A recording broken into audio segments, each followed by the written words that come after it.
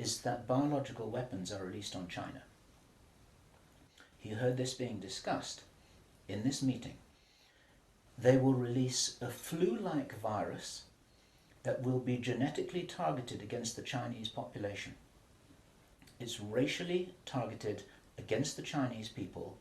It's designed to spread like wildfire and to knock out a large number of the Chinese people. And these people in this meeting were laughing about this. They said, China will catch a cold. Those were their words. China will catch a cold. And they were laughing about the fact that these biological weapons will wreak havoc among the Chinese population.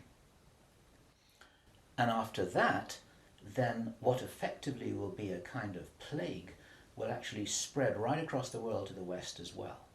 Our source was not clear whether this was a Chinese retaliation or whether the thing would just spread out of control in the way that it would be very understandable if it did, whether it's racially targeted or not. These things actually mutate. So now you've got a situation where there's been a limited nuclear war in the Middle East. There's a pandemic that really is sweeping across the world and really is killing people very visibly.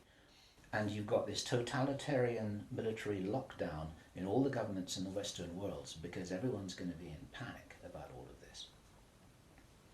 And then, he said, then the real war starts. Something that would be justifiably called the Third World War with a much more major nuclear exchange. And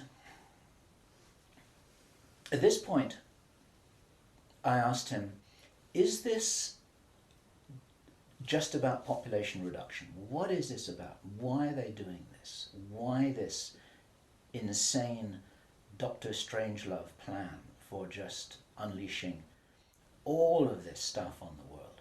Why do it? Now, as our conversation went on, I started to find answers to those questions. Now, some of this is speculation. I want to share this speculation with you because it's important enough that we work together here to figure out what's going on. And there are some clues, there's some very important clues that I'm going to present to you here in this video.